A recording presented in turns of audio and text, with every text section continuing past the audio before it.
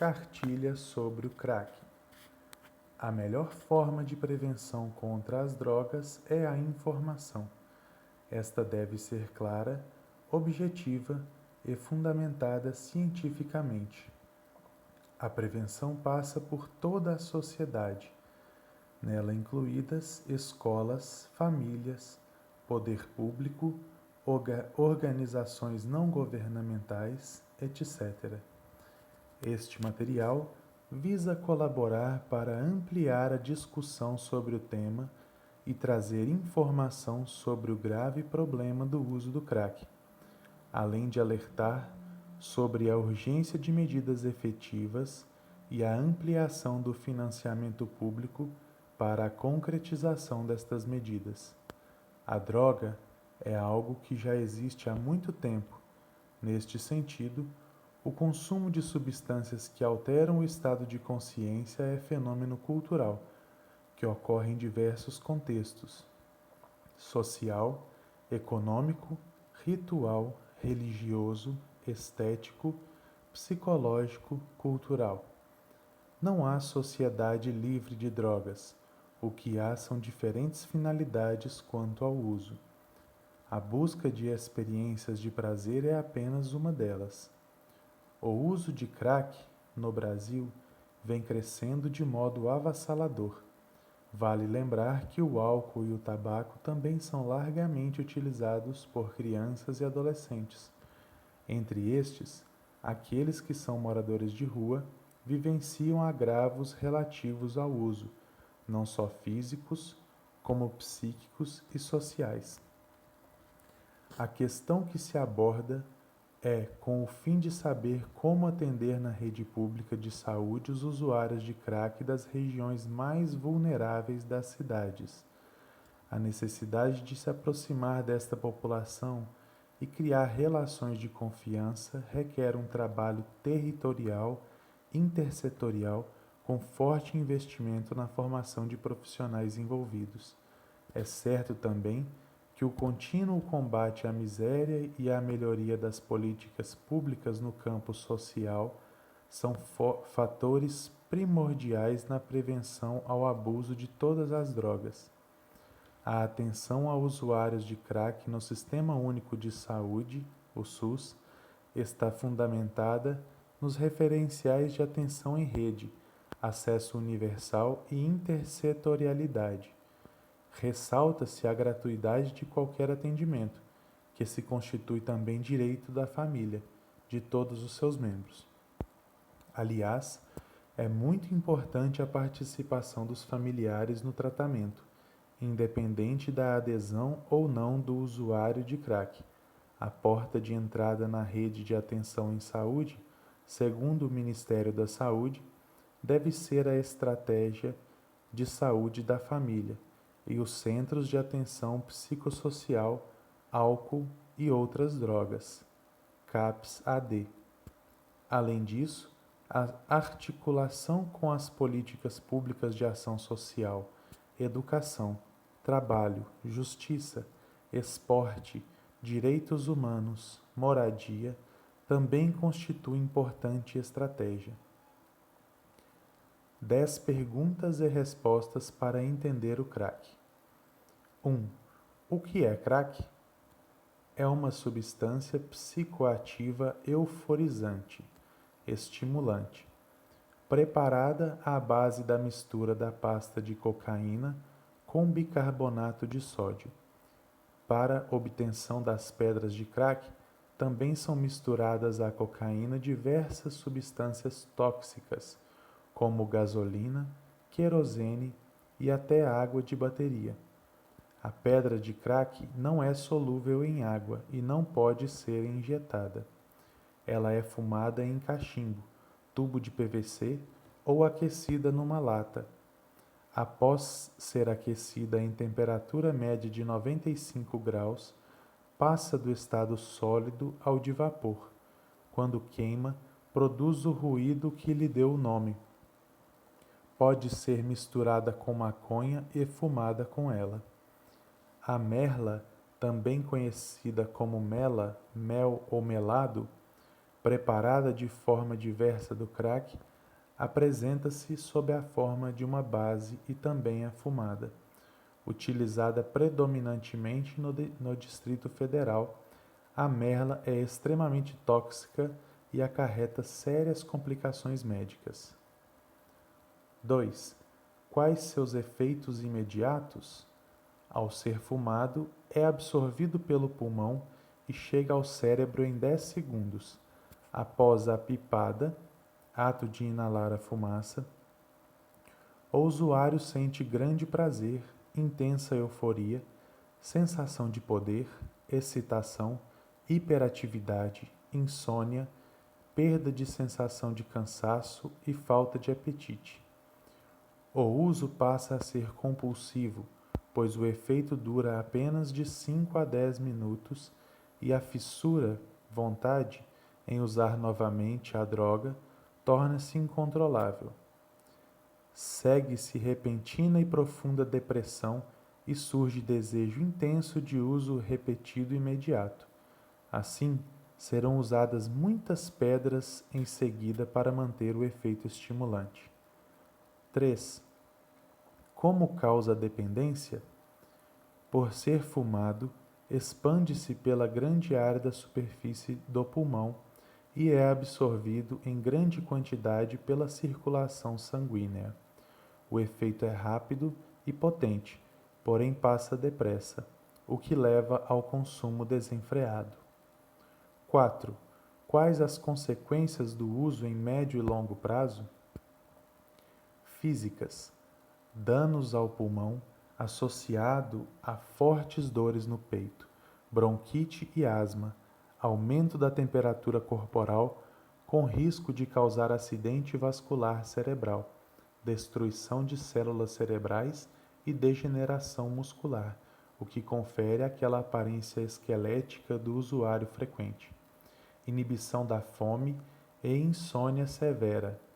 Além disso, os materiais utilizados para a confecção dos cachimbos são muitas vezes coletadas na rua ou no lixo e apresentam risco de contaminação infecciosa, gerando potencial elevação nos níveis de alumínio no sangue, de modo a aumentar os danos no sistema nervoso central. São comuns queimaduras labiais, no nariz e nos dedos dos usuários.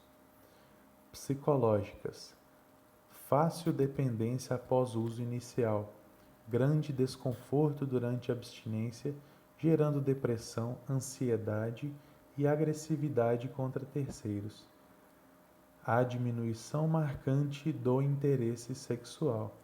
A necessidade do uso frequente acarreta delitos para obtenção de dinheiro, venda de bens pessoais e familiares, e até prostituição, tudo para sustentar o vício. A promiscuidade leva a grave risco de se contrair AIDS e outras DSTs, doenças sexualmente transmissíveis.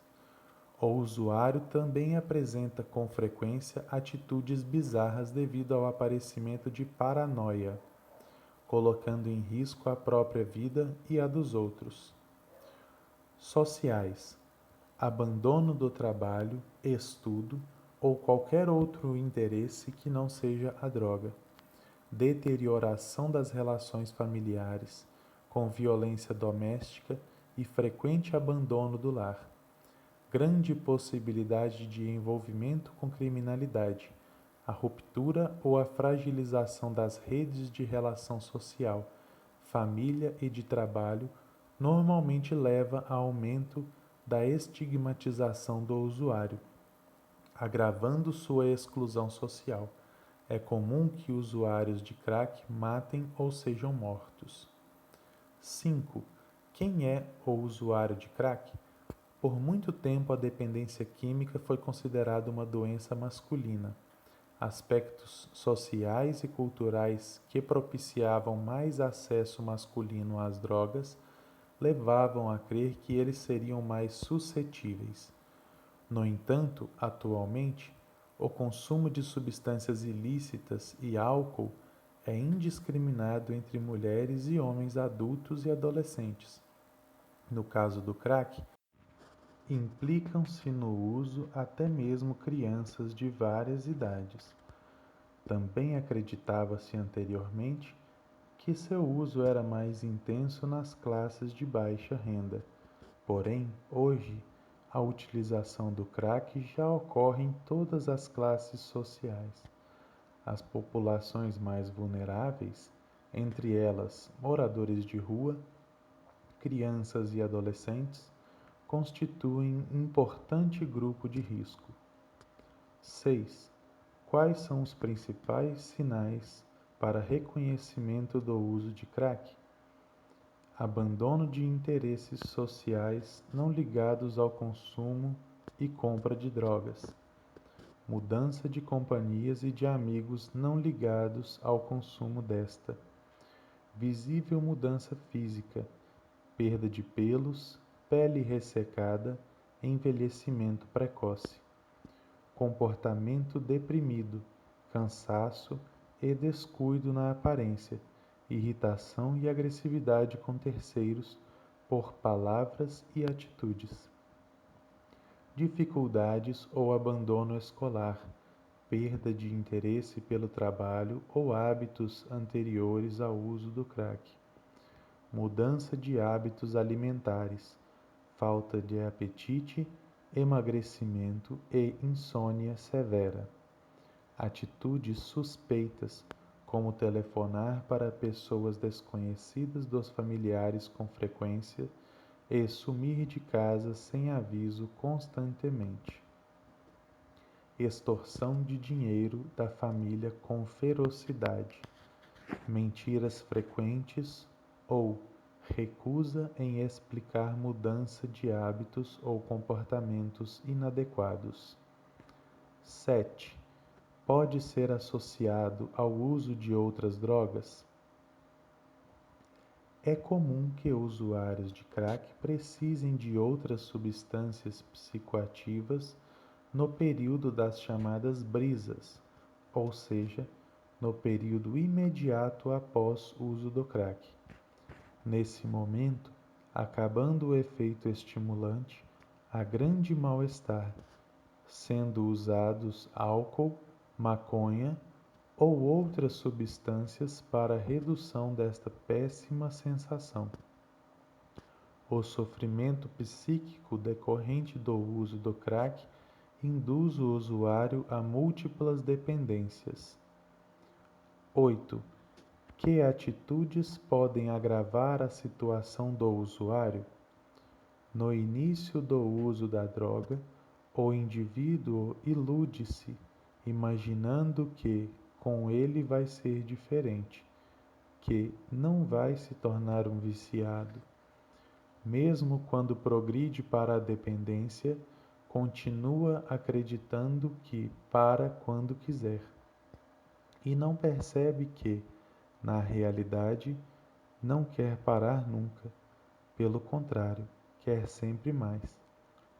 A atitude de negação da doença pela família também é muito nociva. Ela não deve sustentar mentiras para si mesma, amenizando a gravidade da situação e acreditando que o usuário deixará de usar o crack com o tempo ou sem a ajuda de terceiros. Pessoas que são dependentes de álcool ou tabaco, apesar de serem drogas lícitas, devem entender que, para criticar o outro por se tornar dependente do crack, precisam antes corrigir em si mesmas estes hábitos, pois, do contrário, não têm alcance como exemplo a ser seguido ou ouvido. 9. Quais as atitudes que podem ajudar? Se você é pai, mãe ou tem alguém que lhe é querido sob suspeita de uso do crack, principalmente em faixa de idade vulnerável, como crianças e adolescentes, procure manter bom relacionamento com o suposto viciado, que garanta abertura para diálogo. O melhor é buscar saber de sua vida, com quem está, os lugares que frequenta, seu desempenho no trabalho ou na escola. Observe se ocorrem mudanças bruscas de comportamento. A manutenção do vínculo afetivo é muito importante, tanto para a detecção do problema quanto para a solução no tratamento. Necessário que haja atenção quanto ao ambiente escolar e à vizinhança. Oriente seu filho ou ente querido a se afastar de pontos de venda de droga ou dos frequentadores desses locais. Adolescentes comumente apresentam comportamento destemido e sentem-se desafiados a se aproximar do perigo para ter a ilusão de que estão acima do bem e do mal. Como adulto, deixe claro que sua autoridade é fruto não apenas de amor, mas de capacidade de entender o mundo atual e saber diferenciar o que destrói e o que constrói, em oposição à sedução do traficante.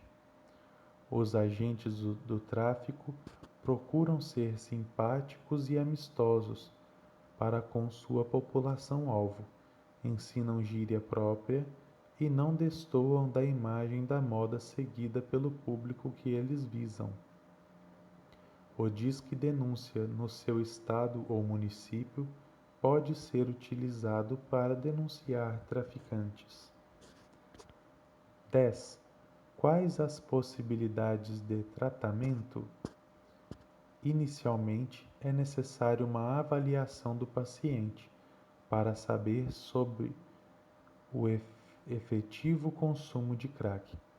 A partir deste perfil, ele deverá ser encaminhado ao ambiente e ao modelo de atenção adequado.